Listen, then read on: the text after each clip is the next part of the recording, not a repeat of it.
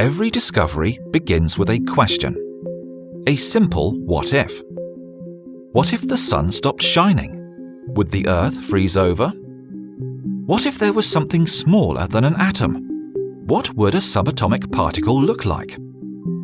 These what-ifs have defined modern academics, from the mathematical laws of physics to the mysterious world of chemical science. But few questions have lingered longer than this one. What if I'm crazy? Throughout history, people have wondered, what's the difference between normal and abnormal? Does a crazy person scream at the top of their lungs?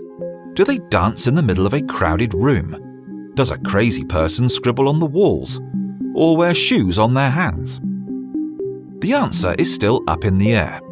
In the past, a crazy person was someone who defied family or cultural expectations.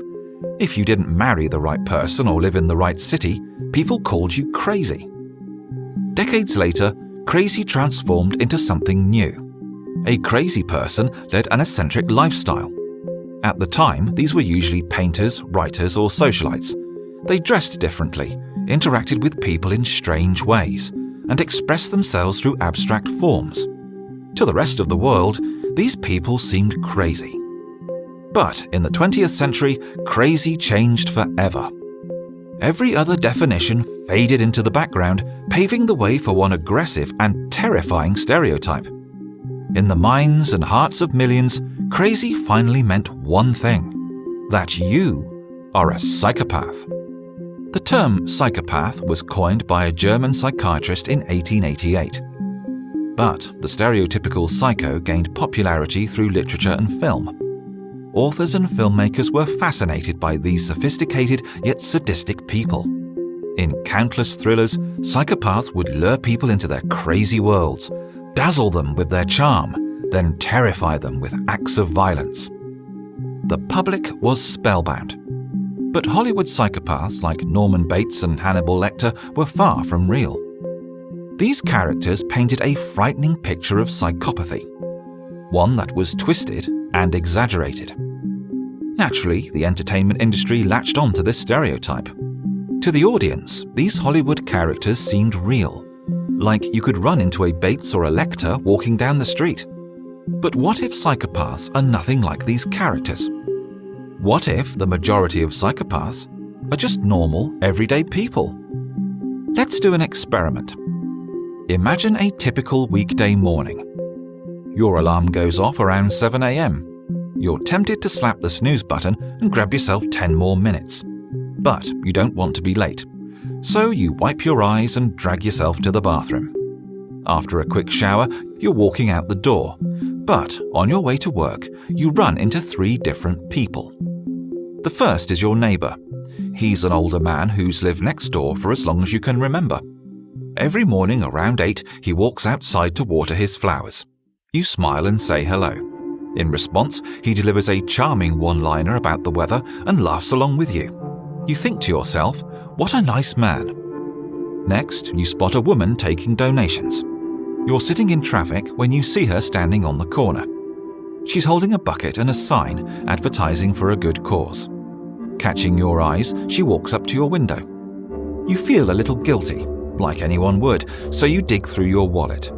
You drop a couple dollars into her bucket and she thanks you.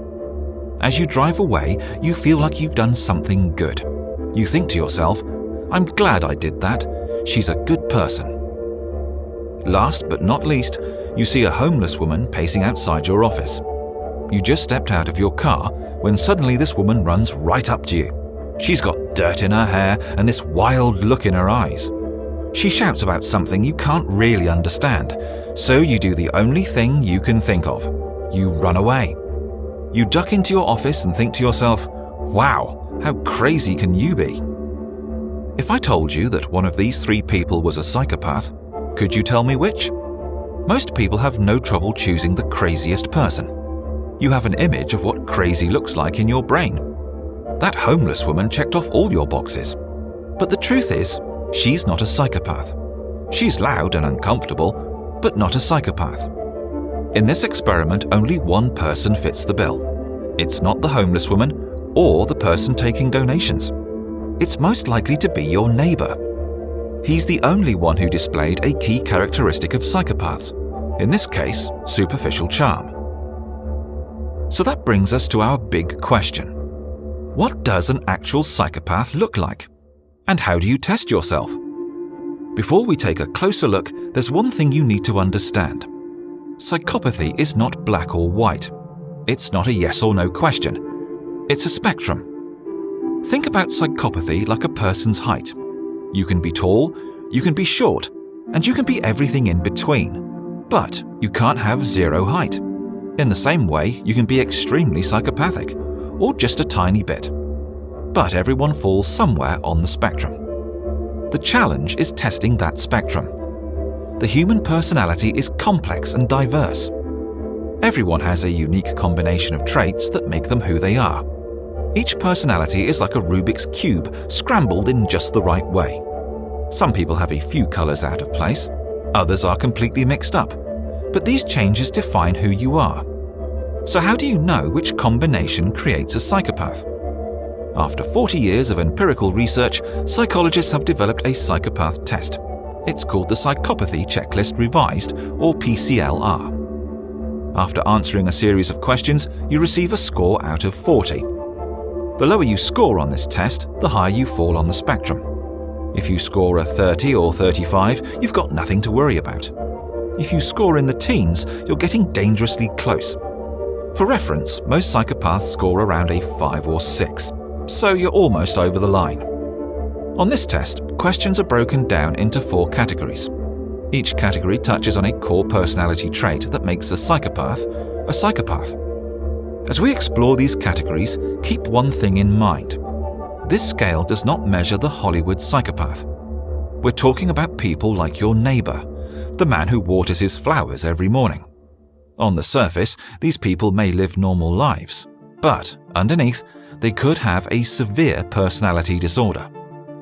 The first category is interpersonal traits, the parts of your personality that moderate social behavior. Imagine you're networking at a conference. In the last hour, you've had 2 conversations with 2 very different people. The first was charming and charismatic. Their tone was friendly, they made plenty of eye contact, and you enjoyed the conversation. But the second was not as much fun. They were scatterbrained and awkward. They kept changing the subject at the most confusing times. Who do you think ranks higher on the psychopathy spectrum? Interpersonal traits like charisma and charm are very common among psychopaths. They're keen observers of human behavior. They will notice small things like the way you eat or a slight waver in your voice. After collecting all this information, they analyze the best way to win you over, even if that means lying through their teeth. The second category is affective traits. Affective traits describe the way you process emotions. This is a huge problem for someone high on the spectrum. Things like empathy come naturally to most people, but psychopaths cannot walk in another person's shoes. Imagine, for example, that you take advantage of someone. You steal credit for their work or use them to get ahead. When you think about what you did, it triggers a chain reaction in your brain. You realize you did something wrong and you feel guilty. Psychopaths don't experience that kind of emotional reaction. There's no guilt or remorse because they can only feel for themselves. Next on the psychopath test is lifestyle traits. Unlike the first 2 categories, you can see this one without any tests or scales, as long as you know where to look. Imagine a young man who dreams of ruling the world, but can't even hold down a job. Imagine a woman who forces her friends and family to take care of her, even though she could take care of herself. Imagine someone who sells their house or quits their job, simply because they felt like it. All 3 of these people have psychopathic lifestyle traits. They're unrealistic, parasitic, or impulsive. For a psychopath, these are the big 3. The final category is antisocial traits. This does not mean psychopaths are antisocial. They're not hiding in the shadows. In fact, they can be excellent communicators, but they struggle with social expectations. Following the rules is a good example. Many psychopaths get in trouble at a young age. Their sense of self is inflated like a balloon about to burst, so they don't like being told what to do. Not all psychopaths are criminals. A large percentage of them have never done anything wrong. But power is something that every psychopath struggles with. So far, we've dispelled myths about this crazy stereotype.